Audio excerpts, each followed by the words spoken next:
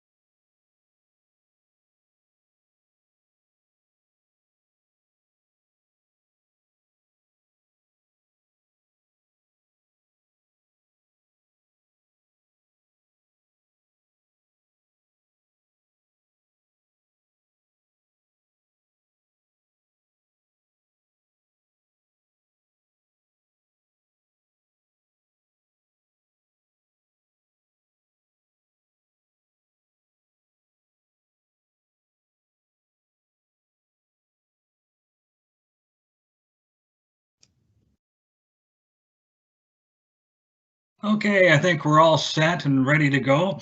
Thank you all for joining us for today's webinar, Hours to Save, Hours to Lose, Discovering Species that are Uniquely Canadian. My name is Andrew Holland. I am the National Media Relations Director with the Nature Conservancy of Canada, and I'm your moderator today. I'd like to start by stating that we at the Nature Conservancy of Canada respectfully acknowledge that the work we do across the country is on the traditional territories of many Indigenous nations and communities, past and present. For millennia, they have worked to protect these landscapes and the life these areas sustain. I would like to thank these original caretakers and acknowledge the ongoing work and presence of Indigenous peoples in Canada today. The Nature Conservancy of Canada is a national charity and Canada's leading not-for-profit private land conservation organization, working to protect our most important natural areas and the species they sustain. Since 1962, NCC and its partners have helped protect 14 million hectares or 35 million acres from coast to coast to coast. To learn more, visit our website at natureconservancy.ca. Today's webinar is being presented by Dan Krause. Dan is the National Conservation Biologist with the Nature Conservancy of Canada, and he co-authored the Hours to Save report in collaboration with our partners at NatureServe Canada. This report was made public 2 weeks ago, and so far it has received a lot of national and international news interest and continues to do so. Before we begin the webinar today, I would like to quickly cover a few housekeeping topics. Today's webinar is being recorded, so we'll be sharing a link to the recording after the event, so please keep an eye on your inboxes. We welcome you to revisit the content yourself and share it with your colleagues, friends, and family. We also would like you to join into the conversation and share your thoughts with our online community. Feel free to connect with us through Facebook, Twitter, and Instagram using the hashtag NCC NatureTalks during and after the webinar. And we'd also encourage and invite your comments and questions today. You'll notice a Q&A chat box on your screen. If you think of a question for Dan at any point, just type it in there and I'll pose it to him at the end of the webinar. At this time, I'm going to hand it over to Dan Krause, who is going to present today's webinar, Hours to Save, Hours to Lose. Dan, the floor is all yours. Wonderful. Thank you very much, Andrew. It's a real pleasure to be here. been working on this report for about 2 years, so I'm quite excited to share the results with you. Just in case my boss is listening, I've been working on lots of other things in the last 2 years, but this report has really got me thinking a lot about these species that are endemic. They only occur in Canada and nowhere else in the world. Before I talk about these uniquely Canadian species, I just want to talk about a couple of unique Canadians. Are my co-authors on the report. Amy Enns, who works out of this tree in Vancouver. Amy is the National Data Manager for NatureServe Canada. She helped put together the list of all these species and keeps all of the information on them. Andrea Hebb, who I work with in our office in Guelph, created the maps, did a lot of the analysis, and also created the web page, the story map for the project that I will show you a little bit later.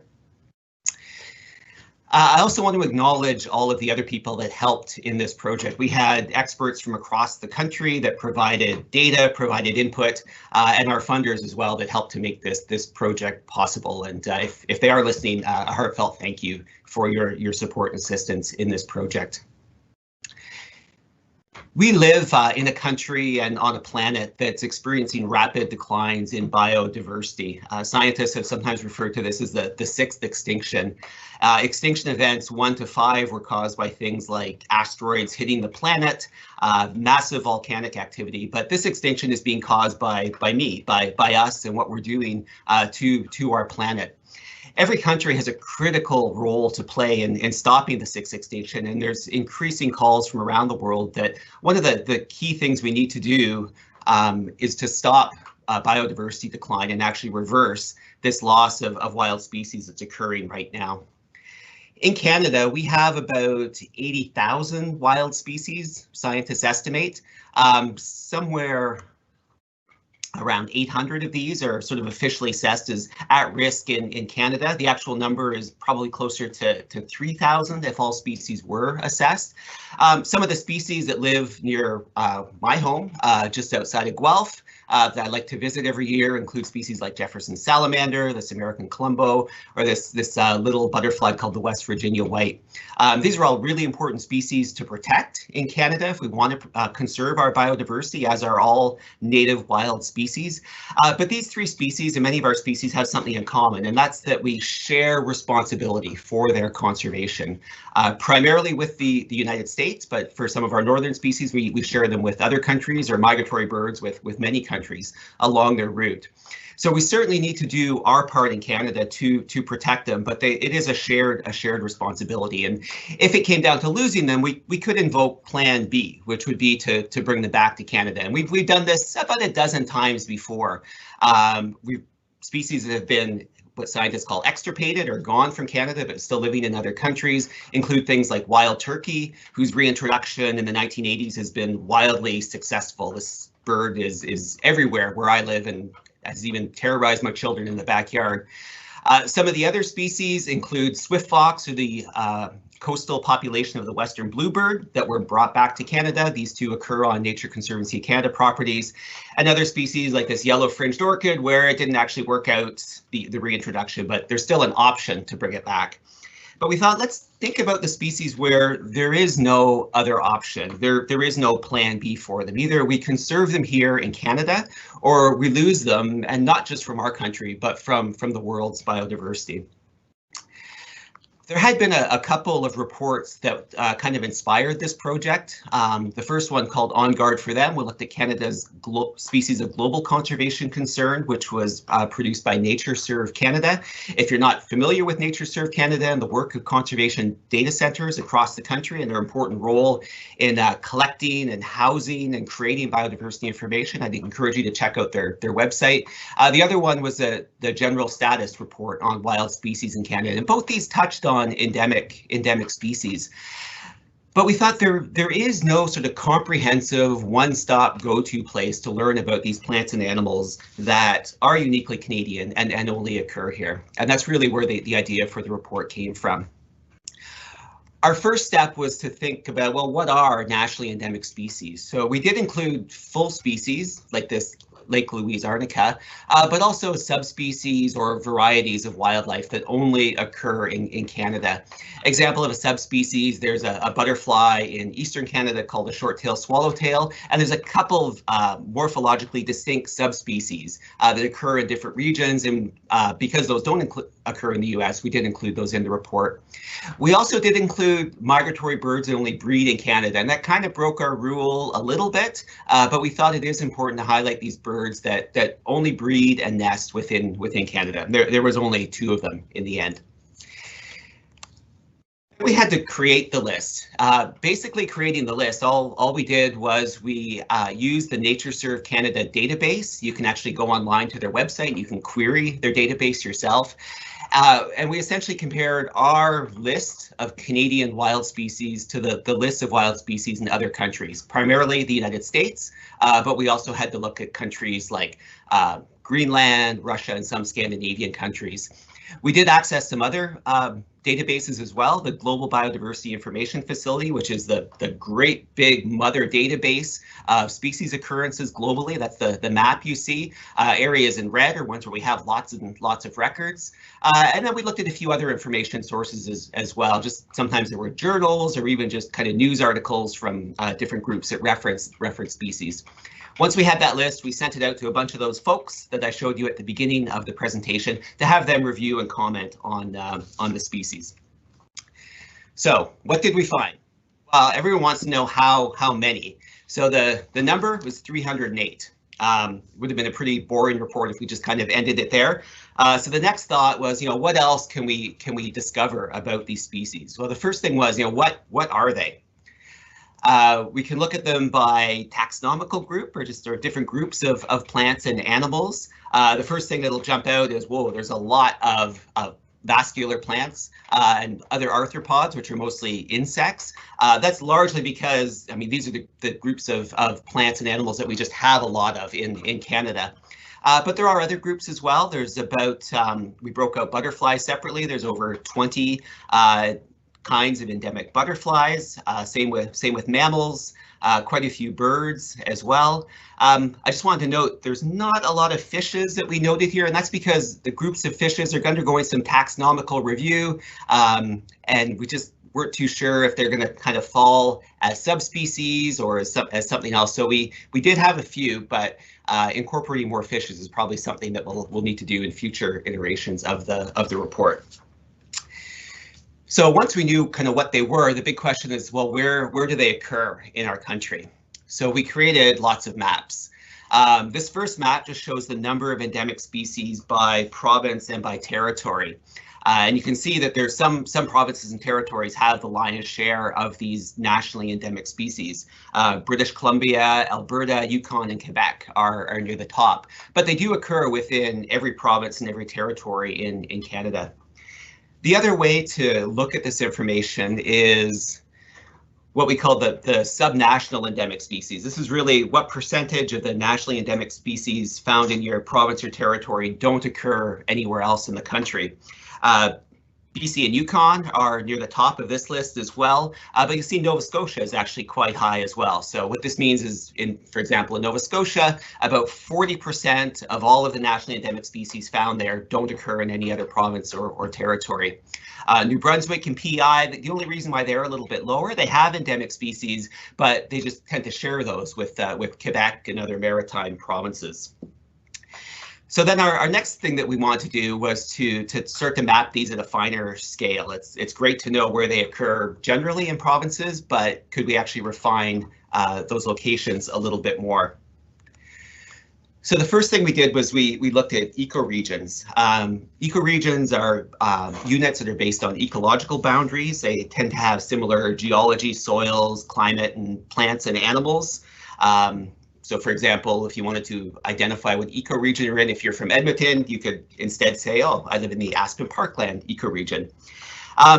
One important thing is that endemic species have been documented in virtually every ecoregion. I suspect some of the gray spots on the map where they haven't been documented are likely just we don't have thorough inventories in those places. Some of the species that have been found include species like Yukon goldenweed, up in the Yukon. There's a subspecies of the stellar jay called the Pacific stellar's jay, which is the largest and darkest colored of all of the subspecies of this bird that only lives on Haida Gwaii. Harris's sparrow, which is our only songbird that exclusively breeds in Canada. Only migratory songbird that exclusively breeds in Canada. This interesting little beetle called Margaret's diving beetle that occurs in the prairies. This is a beetle that lives and hunts underwater.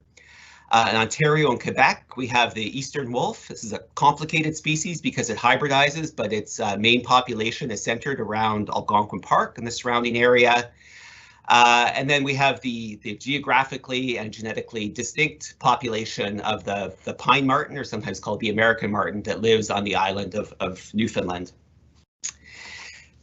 So these species do occur everywhere, but we wanted to really focus in on what are some of the concentrations, or where are some of the hotspots of these species. And so we created this map.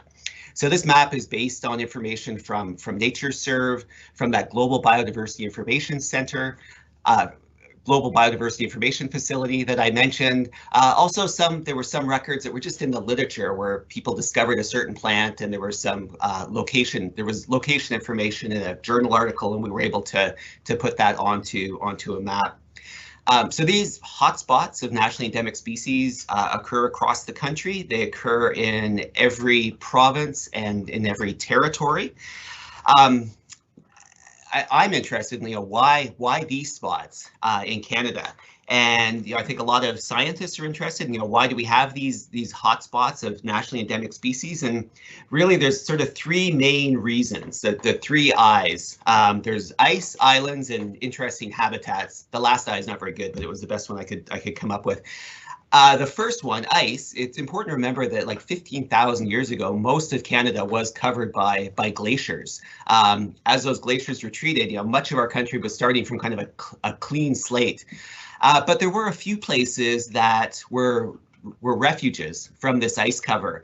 And does seem to be some alignment with where these hotspots are. So there were places in the Yukon. It's often called Beringia, which is part of the land bridge that many animals crossed during the last period of glaciation.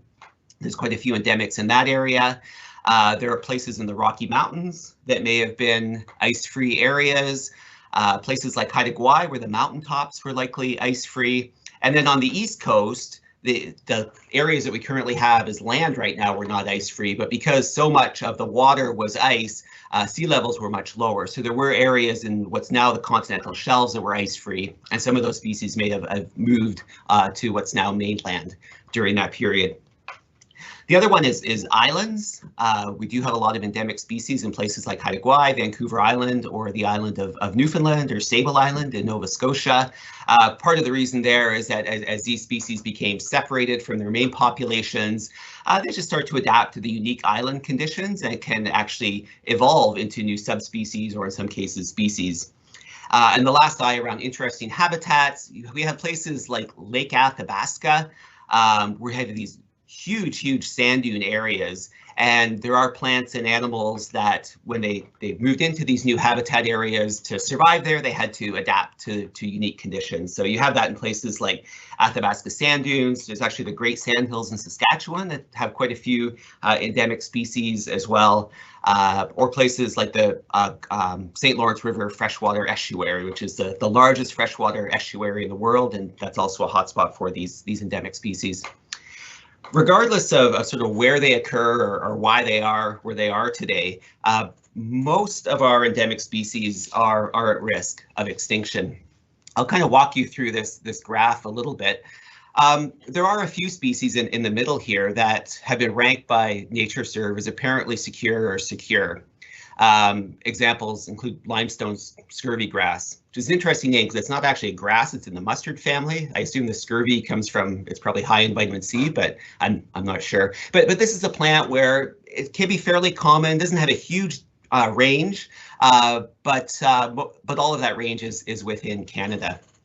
But that's only about 10% of the species we identified are secure. The majority of them are imperiled or vulnerable. These are typically species that have small ranges or small population sizes, and those are both factors that can make any species vulnerable to extinction.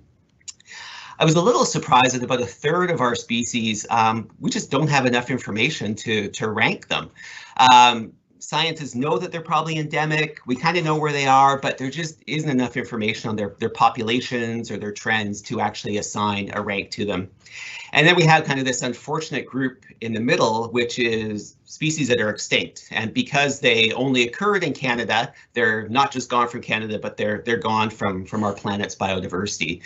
We actually had 8 of these species that are now extinct or possibly extinct, which is about 3% of all of the plants and animals that we identified in our study. Just want to talk a little bit about why many of these endemic species are at risk. Really 3 main factors. I mean, certainly in some cases there's things like invasive species or impacts by recreational use, but one of the main ones is habitat loss in southern Canada. So this moss on the left is a unique endemic species. It only occurs in alvars in Ontario. Alvars are habitats where the limestone is very close to the surface. There aren't a lot of alvars, and so it's very vulnerable to habitat loss. We do have a lot of plants in the north that are going to be vulnerable to climate change and warming temperatures. Species that occur in alpine areas can adapt a little bit by maybe moving up mountaintops, but as temperatures continue to warm, they may basically run out of mountaintop to survive in. And then we do have a lot of species that live along coastal areas, such as the salt marsh copper that lives in eastern Canada. And again, because of climate change with sea level rise, increased storm events, it could impact the habitat for some of these endemic species. If you do want to learn more about these species, we have a pretty amazing project website called Ours to Save, which is the name of our report. That gives information on these species, where they're found, and also features of some of the ones that we have protected on Nature Conservancy of Canada properties. We've actually just added a spreadsheet that you can download and actually kind of sort and search the data to find species that occur in your area. We do hope to keep this information live. And as kind of phase 2 of the project, we'd like to make the maps more interactive and also keep the list up to date, because we know this list is going to be updated. It's 308, but we know with new discoveries and new descriptions of species that it will always be changing, and hopefully we can keep that up to date for you. How we're going to use the information, well, certainly at Nature Conservancy of Canada, we're kind of looking at some of the maps we've created, like this one for Quebec, to help us refine some of the places that we're trying to protect. We can target specific areas that are hotspots for these nationally endemic species. Hope to do more surveys on our properties. Here's my colleague Paula from Atlantic Canada. There's a new population of the Gulf of St. Lawrence aster that was found on one of our properties, a nationally endemic species that just lives along a small area of the coast in Atlantic Canada. And we're also sharing this information with our partners that are part of the Key Biodiversity Area Initiative in Canada.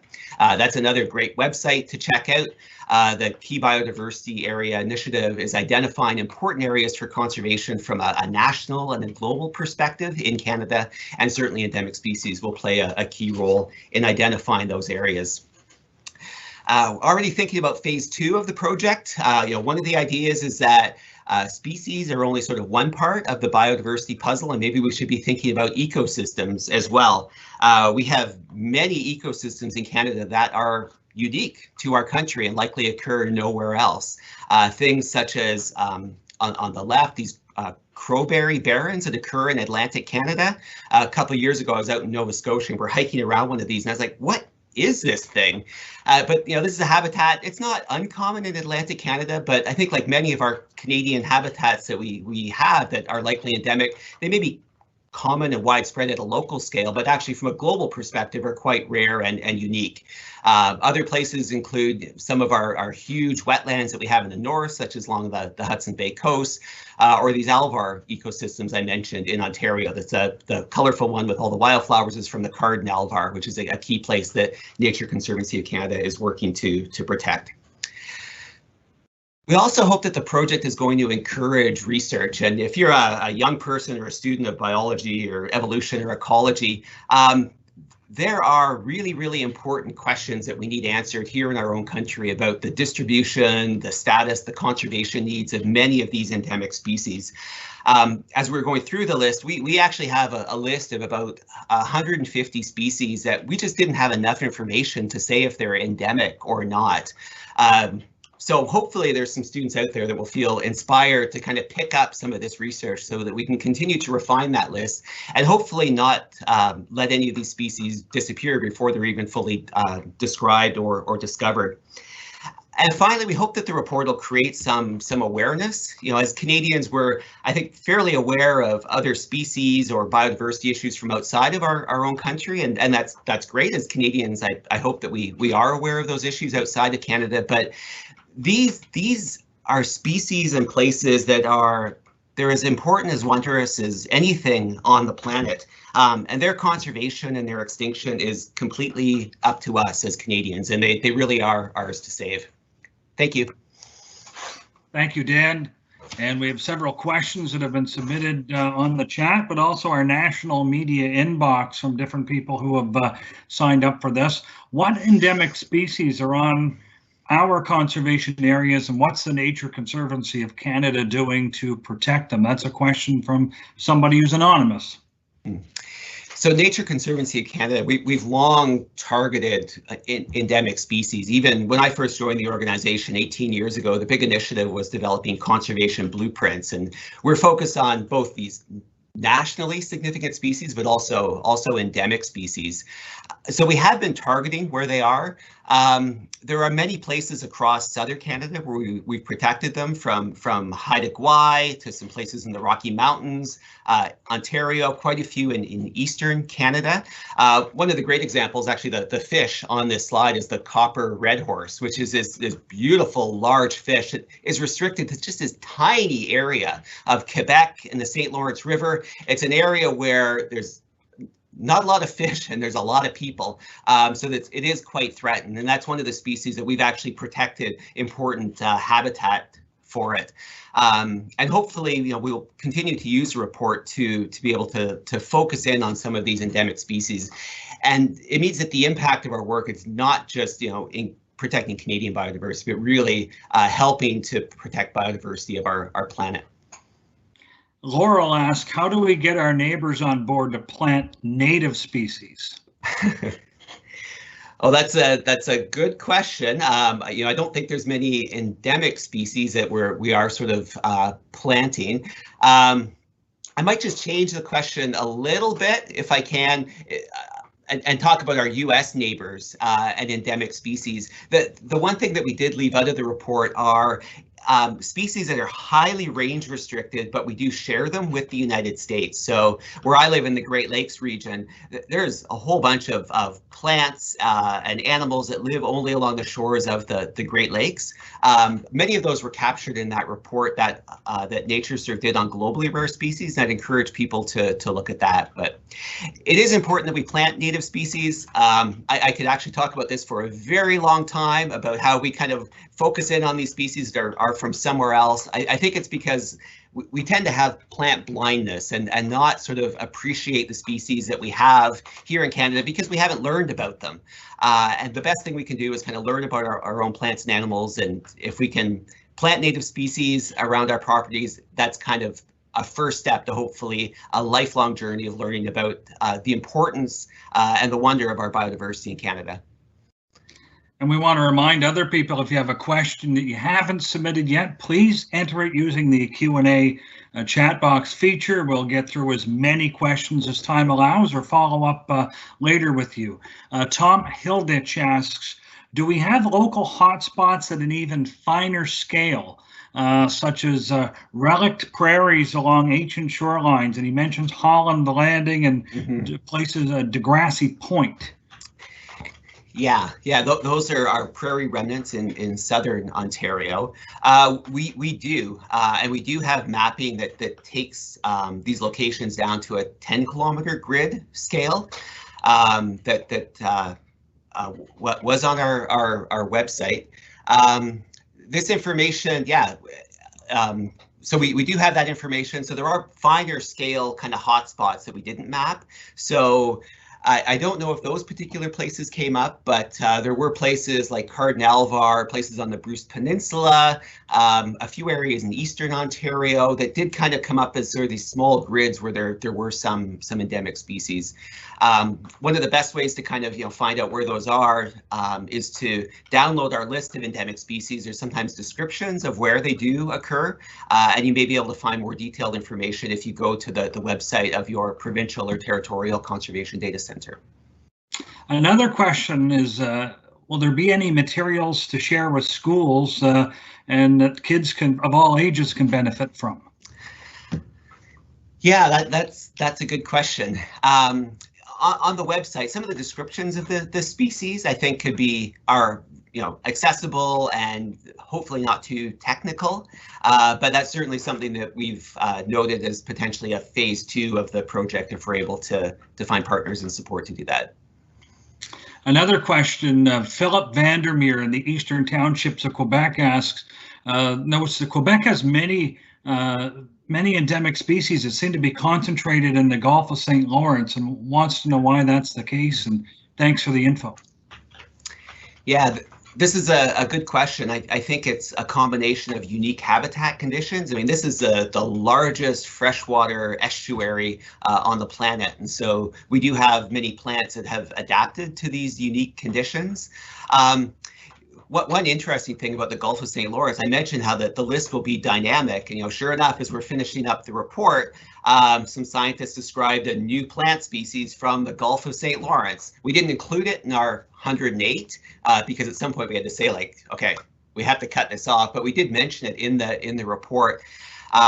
So it did make me wonder a bit, though, if some of these hotspots are maybe worthy of further investigation. We certainly have some information on them, but they may actually be kind of little areas that are catalysts for evolution and new species, and it would be worth kind of doing more research to check those areas out. Yeah, another question, Marjorie Campbell in Neebing Township in Ontario asks, how has habitat loss resulted in these species disappearing? If you can expand on that. So many of these species occur in very small parts of our country, and they have very small population numbers. And because of that, they're very susceptible to habitat loss. Just in some cases, clearing a small area of where actually resulted in the extinction of some of these species. Also, they can be fragmented very, very easily as well. So certainly in southern Canada, the most important thing we can do is to try to protect the habitat of these nationally endemic species. And the good thing about that is we get all kinds of other benefits. Many of them, these areas also include species that are of national conservation concern, provincial conservation concern, and many of the habitats like the salt marshes in Atlantic Canada that have a lot of these species provide really important services to people as well. Well, thank you for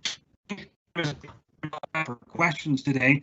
We got some other excellent ones that we got via the national inbox, and if we didn't get to your question or you have something else that you'd like to ask Dan, please reach out to us at events@natureconservancy.ca. We'll gladly pass these along to him. We want to thank everyone who joined us for today's webinar. Dan, thank you for sharing your insight and expertise. And to your colleagues at NatureServe Canada and the conservation data centers across the country that did a fantastic job compiling this information over the past 2 years. So thanks again for this presentation today. And if you have any additional comments to our viewers today, comments, questions regarding today's webinar, or you'd like to connect with the Nature Conservancy of Canada, you can reach out to us directly by emailing events@natureconservancy.ca. And if you're interested in other upcoming webinars, please visit the following link, and you'll get additional information and details on how you can register. And stay tuned for the link in today's webinar recording. You should receive that in our follow-up email within the next 24 hours or so. So on behalf of the Nature Conservancy of Canada, I want to thank you again for taking the time out of your busy day to join us. Have a wonderful rest of your day, and we hope to see you next time. Take care.